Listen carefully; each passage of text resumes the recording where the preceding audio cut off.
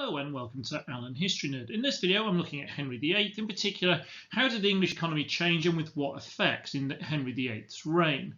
So this is part of our a playlist looking at the A-level unit from AQA 1C, which looks at the whole of the Tudors going from 1485 through to 1603. And as we go through and teach it, we're going to add more and more videos so we eventually cover the entire specification. So what does the spec say about the economy under Henry VIII? Well, it says we need to understand economic development, trade, exploration, prosperity and depression. And some of it is actually quite depressing. Now, there are different parts of society, and different parts of society are affected in different ways by the different things that happen during Henry's reign. Now, I'm going to start with a bit of context before we go into these three key areas. So one of the biggest bits of context on the economy at this point in time is the massive growth in population.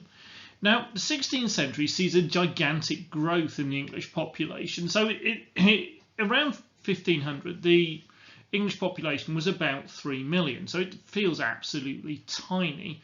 If you were to go back to Tudor world, then one of the first things you would notice is there aren't any people around. Obviously, the perception of the people at the time would have been very different, and the growth of population was incredibly rapid. So in 1500 it was about 3 million. By 1600 it was over 4 million. I've seen estimates as high as 4.5. Now, in some ways this is great. This is suggesting things like medicine was getting better, mortality rates were falling. All positive, you would think, but economically this causes distress, and it does so because it puts in considerable strain on the supply of food, which is difficult to meet, and so with this rising demand, this causes inflation. And this problem is made worse by the fact that wages were at best stagnating. And there was actually a plentiful supply of labour. Now, in the past, English workers had benefited, and again, this is going to sound really weird, by the fact that there'd been kind of huge epidemics like the Black Death in the 14th century that wiped out huge parts of the population. And what that meant was that labour was always in quite short supply. The Black Death and other epidemics had kept the population low, and therefore those who survived could demand quite high wages because there weren't many alternatives. There wasn't other people who could do the jobs. But as the population increased, then what that is, it affects the pressure on wages in that it keeps wages down, and it changes the pressure on food prices, which it pushes food prices up. And therefore, for a lot of the ordinary people in the Tudor period, the reign of Henry VIII is not one of growing prosperity, and so this actually continues on through Edward and Mary and through Elizabeth's reign as well. That there is a fundamental kind of economic power that is pulling and damaging the kind of living standards of a lot of people in the Tudor world, and the root cause of a lot of that is this rapid growth in population. Now, it's not bad news for everybody. I mean, the beneficiaries of population growth were the wealthier farmers and the landowners. So agricultural prices increase. So food becomes in more demand, and therefore it goes up in price. And the cost of the labourers to work the land goes down because there's lots of potential labourers, and that pushes that pressure or lack of pressure on supply kind of causes a really kind of good mix if you're a landowner, so you make more from your product and it costs you comparatively less to employ people. There was also developments in farming that meant that fewer labourers were needed, especially with enclosure and the shift to sheep farming. So those who owned or were able to lease large amounts of land became richer, but the poorer became poorer. Increasingly, the former were assumed that the latter were poor because of their own idleness. And so we start to see lots of ideas in terms of poverty that we will see continue all the way through into the modern world, where people decide to blame the poor for being poor, and therefore they decide to take measures against vagrancy and begging. Now, enclosure is one of the really important parts of changing agriculture. So enclosure made the whole disparity worse. It was profitable for the landowners. After all, they make the laws, so which is why enclosure never is absolutely stopped. So there are attempts to slow it down. Now, this is really hard with all this, is to remember that actually enclosure economically makes sense. It's more efficient. It's better than the old open field strip farming methods that have been used before. It is an important part of a move in modernisation in English farming. So you will always see it, I think, in the way it's looked at in Tudor history, and through quite a negative light, because it has a negative impact on people, and the ordinary people, the workers, the agricultural labourers, has a really negative impact on. But this isn't the whole story. Now, legislation had been passed against enclosure in 1489 and in 1515, but there was no real grasp of what the scale of it all was, and its harmful social effects were highlighted in Thomas More's Utopia in 1516. In response to that, Wolsey launched a full-scale investigation, and this launched kind of cases against at least 188 defendants who had enclosed illegally. Enclosure this time, however, was a largely regional practice, most common in the East Midland villages, and much of that had been done before between 1485. This didn't prevent there being further legislation, as there was in 1534, and there was an attempt to limit sheep ownership and engrossing, with predictably limited results. Trade, in terms of both exports and imports, is particularly important to any economy, and obviously Henry VIII's England is no exception to this. So there was continued at this period of time. England continued to export cloth, and this was on the rise. Though the raw material for raw wool was declining, though this is not necessarily a bad thing, as exporting finished cloth was far more profitable than exporting raw wool to be finished somewhere else. And also it creates a lot more employment, because you've not only got the shepherds looking after the sheep and then extracting the wool, but you've then also got the whole cloth industry that are producing the cloth. Now that creates a lot more economic activity, creates a lot more work, generates more wealth. So woolen cloth exports almost doubled during Henry VIII's reign. This was accompanied by significant increase in both hides and tin. So exports are booming to an extent under Henry VIII.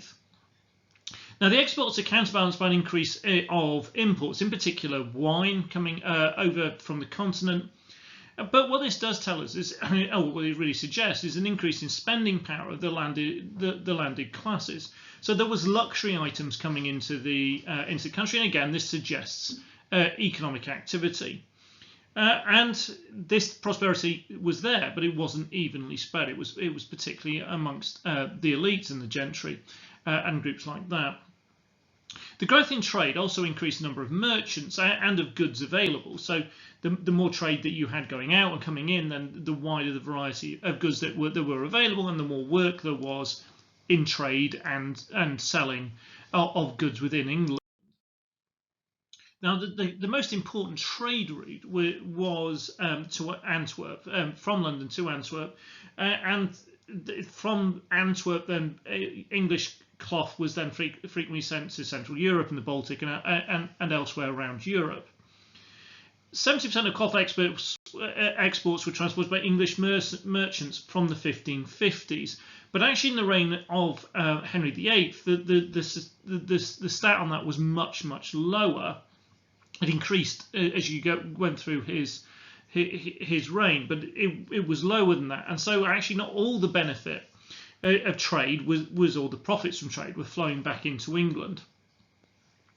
Within England, the cloth kind of export route was increasingly through London, and this obviously had a very positive impact on London, and not as is uncommon in English history. London seems to be benefiting, and elsewhere seems to be missing out.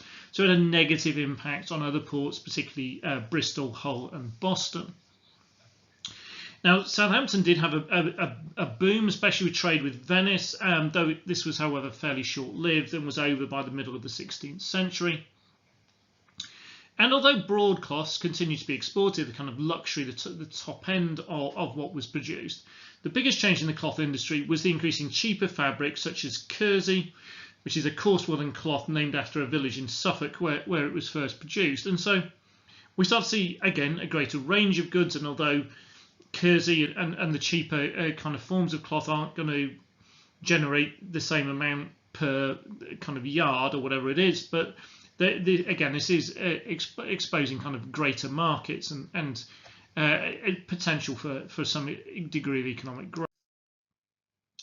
So the profits made from trade, well, the profit didn't always find its way into English pockets. Already mentioned, 70% of exports were by English merchants from the 1550s. Much of this, before that, much of it was in foreign hands. So you had some of the benefits of trade, but not all of it, because a lot of the merchants were from outside England.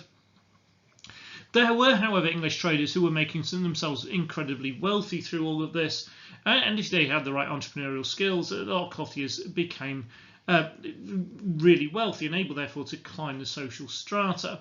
So the best example of this is William Stump of Malmesbury in Wiltshire, who went on to become an MP and then High Sheriff of the county, and then a very kind of wealthy landowner who benefited from the dissolution of the monasteries. So this is creating a new class who are generating money a different way from the traditional method, even if the example of William Stump shows that having made their wealth one way, they then did kind of shift to the traditional way in which the ruling classes had based their wealth, which was in land.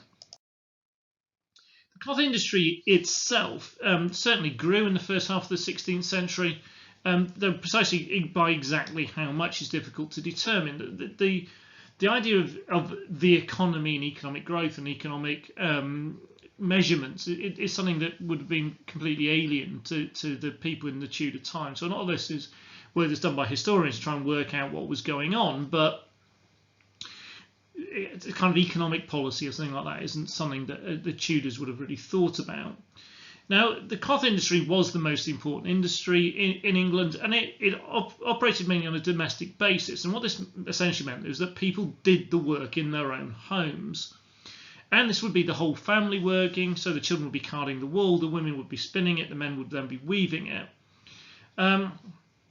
And start off with, and this continued for many all the way through, families would do this to complement their other income, their main work, which would be working in agriculture. But increasingly, for some, it became the sole source of income. So it would start as a kind of a side hustle kind of idea, something that they made a bit of extra money by making some cloth, and then it would become a more important part of their income, and then for some eventually it took over altogether. The problem with this is that the work was not always completely secure, and so it would depend on demand, and which would fluctuate over time. It would depend on cloth prices, which would fluctuate over time, as well as on Henry's foreign policy, which might affect how much trade could happen full stop. And when, therefore, demand fell, then this led to some fairly widespread problems of poverty, particularly, and the more reliant you were on cloth making for your income, then the bigger that impact would be. So once it's been made at home and has been weaved, it would then it passed out the domestic sphere into some more kind of specialist industrial treatment, such as fulling and dyeing, and this existed in small-scale industry throughout most of England at this period of time. There were three areas in particular that saw the greatest growth in the cloth industry, which were the West Riding of Yorkshire, East Anglia, and parts of the West Country. So it's quite widely spread, and it is starting to involve an increasing number of people. Now, there is other industry, and we can almost start to see the beginning of the idea of an industrial England at this point in time. So another big export for England was Cornish tin, and that continued to be mined. There was lead mining in the High Pennines. There was coal mining in the northeast. And this mining industry was of growing importance. And Newcastle was supplying London with coal, and they were being shipped down the coast. So again, you're starting to see a building of a kind of a merchant shipping industry as well. So all of that starts to lead to kind of a development in the English economy. We see blast furnaces being increased use in the Weald of Sussex and Kent, producing increased amounts of iron ore. and there was about 26 of them by the middle of the century. However, the upsurge in iron ore smelting would come much later. It's kind of second half of the 16th century. So again, not completely in the reign of Henry VIII, but we do see here some early signs of industry and a bit more kind of variety in what is produced in England. So rather than it just being agriculture and then it becoming agriculture and cloth, it's now starting to have a slightly greater range and diversity, and people again becoming economic reliant on things other than land and food. One area I think that Henry VIII really misses out on is on the idea of exploration. Henry VIII, and again, I find this interesting based on the rest of his personality, just didn't show any real interest in it, and he didn't make any attempts to build on the exploration that had taken place under his father. So Cabot, who in the end of the 15th century had discovered Newfoundland, which is kind of not a huge distance off the coast of mainland North America, and the extensive fishing grounds around it. And he'd done all that with the support of Henry VII, but Henry VIII can be seen as failing. As the wealth of the New World started to be exploited by other powers, notably Portugal and Spain, and England doesn't really get part of that, and that's going to have a big impact, particularly as we go through later on, and we're looking at the reign of Elizabeth. Robert Thorne, a Bristol trader, continued his involvement in Iceland and Newfoundland fisheries. Other merchants that showed an interest, however, were just unable to gain the royal support for their ventures in the way that Cabot had under Henry VII. Sebastian Cabot remained in Spain for most of Henry VIII's reign, apart from 2 short visits to England. It was only when when Edward VI took the throne that he returned. Interestingly, he was assisted by a map-making activities of Robert Thorne's son, who bore the same name as his father, so was also Robert Thorne. So there are groups of people who are interested in exploration, and it is something England could have done more of. But by this time, we see this corner really being taken by the Spanish and the Portuguese, and they start to establish their dominance in the New World as discovered by Christopher Columbus. And England, to an extent, at this stage in history, gets left behind. Obviously, it will make up for that later, but it really isn't at the forefront at this time, and Henry VIII can take a degree of blame for that. Now, the last bit of the spec on this, it talks about prosperity and depression, and a lot of this stuff we touched on earlier, where I kind of set the context with the population growth and the issue of enclosure. Now, John Guy, a really important Tudor historian, has argued that England was economically healthier, more expansive and more optimistic under the Tudors than at any time since the Roman occupation. Well, it depends who you were, really. Now, the population had grown significantly by 1525, allowing for fluctuations, and there was definite decline in the rate of mortality. And this suggests a positive thing about the economy and about the English people, that people were healthier, which probably suggests that they're better fed, that they got more access to some rudimentary medical treatments. So that suggests some prosperity.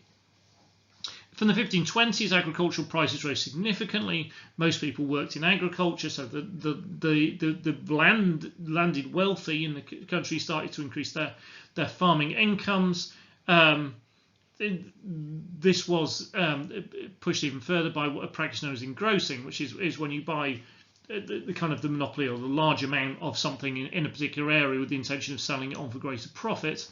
So if you go, right, well, the price of corn is going to go up or the price of wheat is going to go up in the winter. I'm going to buy it all in the autumn when there's loads of it around, and then I'm going to sell it back to the people I bought it off at twice the price in January when they're starving. And it becomes illegal, but it is a mechanism that was used by some. A debasement of the coinage, where they literally take precious metals out of the coins, artificially boosted the economy in the 1540s, particularly 1544 to 1546. But there are going to be some long-term costs to the standards of living because of this. It's going to cause some runaway inflation. Obviously, with the timing of that isn't really going to be a massive problem for Henry VIII, but it will cause problems for his children.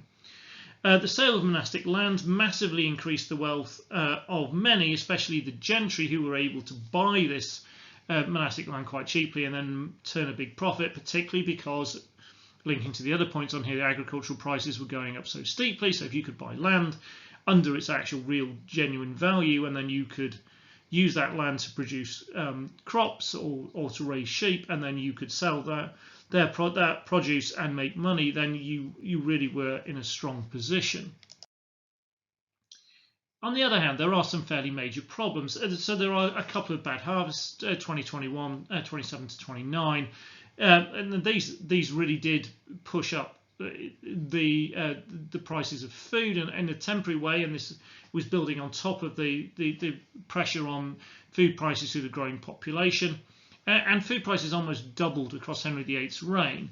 Now, John Guy suggests that this causes a problem, in particular for urban workers who were reliant on wages and therefore weren't growing their own food, and therefore they're more susceptible to an increase in food prices. Because if you work the land, food prices go up. Well, you're growing food, so you're probably going to be okay. And on the other hand, the other part of it is your wages are more likely to keep up, because whoever's paying you is making more money, and therefore if you go, actually I need some more money to buy that, then that is more likely, not always going to, but more likely to play out. Whilst if you're working in a town or a city and your work has nothing to do with food production, then the fact that food prices are going up is not making your business any more profitable, and therefore it is likely to eat into your income. Real wages, after a period of stability earlier on, began to decline for many. This was worse at the end of Henry's reign, when the effects of debasement were particularly evident, and it continues going into the second half of the century. There was assessments carried out for subsidies, and this indicated there was a large amount of urban poverty. For example, over half of the population of Coventry was recorded as having no personal wealth at all. The same was true for a third of the population of Yarmouth. There is evidence of growing unemployment among rural labourers, some of who found work in rural industries such as weaving and mining, and then moved to towns and cities. There were over 5,000 migrants a year who were increasing the population of London. Some people seem to have been made homeless on account of engrossing, though the extent of this is difficult to determine, and legislation regarding the problem was ineffective. Whilst the wealthy profited from the sale of monastic land, and the poor suffered the loss of support from the monasteries, so essentially whether Henry VIII's reign was one of prosperity or not largely depended on your position in society, and whether you were able to take advantage of changes or were a victim of them. The reality for the average urban and rural worker was that you were worse off in 1547 than you would have been, or the equivalent of you would have been, in 1509. So the big picture is actually one of growth in terms of things like trade, and the wealth of the wealthy massively increases, but for the other parts of society it's less clear. I hope that's been helpful for you. If it has been, please hit the like button. If you have any questions or comments, please leave them below, and if you haven't done so already, then please subscribe. There's plenty more videos on the Tudors and other aspects of history, and there's also a whole range of stuff on A-level politics as well. Thank you very much for watching.